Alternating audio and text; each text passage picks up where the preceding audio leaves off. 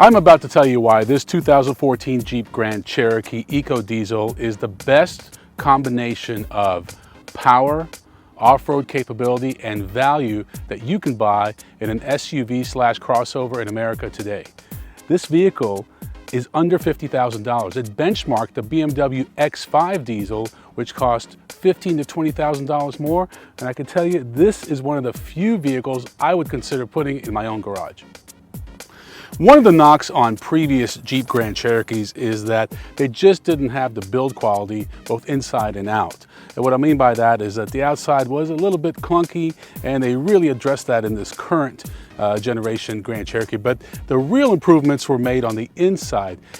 Gone are those hard, plasticky, edgy materials that really made you feel like you were in a cheap car. In order for Jeep to be able to charge $40,000 to $50,000 for an SUV like this, they had to step it up, and they did. If you look at the inside, the materials are great. You look at the outside, the styling is amazing. There's no question that this vehicle rivals the X5. Again, I'm going to keep repeating this, but for around $15,000 to $20,000 less, and it's still built in America, even though Jeep is currently not owned by an American car company. In fact, Fiat now owns 100% of the Chrysler Group.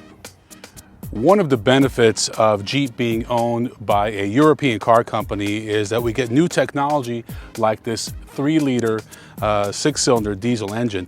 It produces 240 horsepower, which may not sound like a lot, but 420 foot-pounds of torque means you're going to get more pulling power, more towing power than you can ever imagine from a 5-passenger crossover.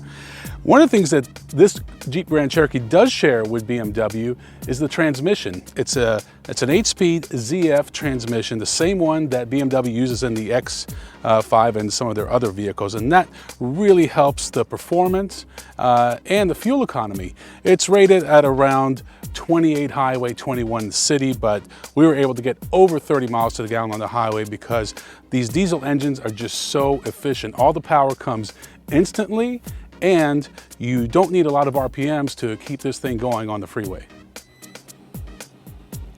Pricing for the Jeep Grand Cherokee Limited 4x4 starts just under $38,000. As tested, our vehicle is around $49,000. Half of that was taken up by the $4,500 EcoDiesel engine option, which we highly recommend. When you're looking at this particular vehicle, the EcoDiesel Grand Cherokee, there really is no competition from Ford or Chevy. The closest thing might be a Volkswagen Touareg TDI, which is a wonderful vehicle, but we think the Jeep Grand Cherokee is just better. On-road, it really drives like a very well-refined, near-luxury vehicle.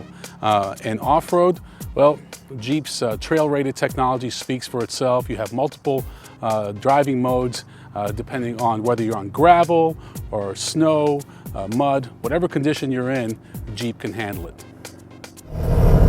When you look at the way that most Americans drive our vehicles, diesel technology is ideal.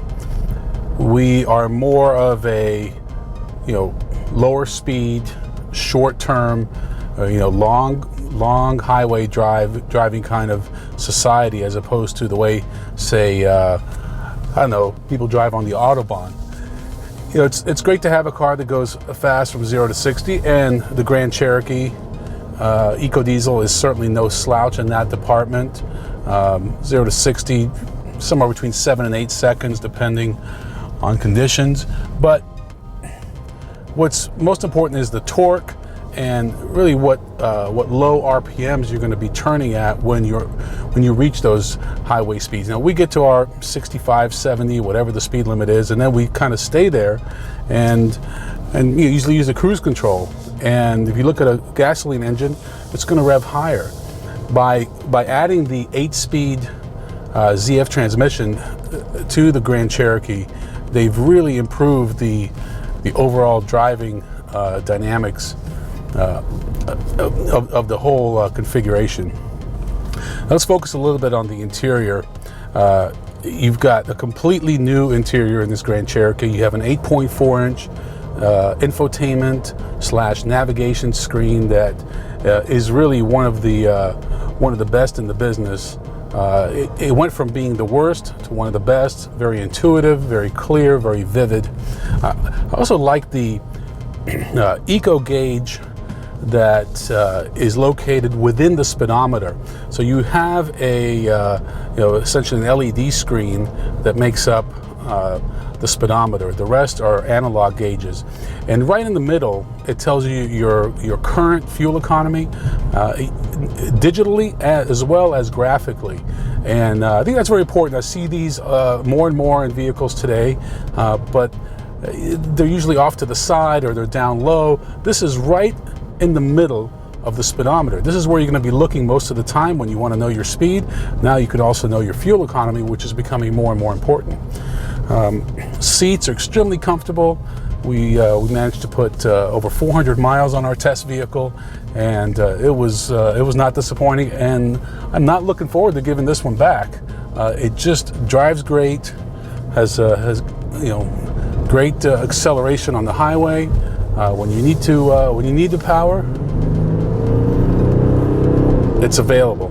You also have paddle shifters in this particular trim level, which is nice. Not necessarily needed, but if you do want it, you have it right there at your fingertips. This truly is a no-brainer vehicle, and if you can do without some of the bells and whistles, you can actually lower your price on this vehicle to around $43,000, which is an amazing value. If you want to step up and get more of the luxury amenities like the panoramic sunroof, then you're going to be closer to $48,000, $50,000. But again, they're really hard to find much to complain about with this vehicle. Like I said, the fuel economy is great, the power is great. The interior, which was a knock in the past, has been completely redone, and the end result is really a kind of a near luxury, fuel efficient, comfortable, good looking crossover that's second to none.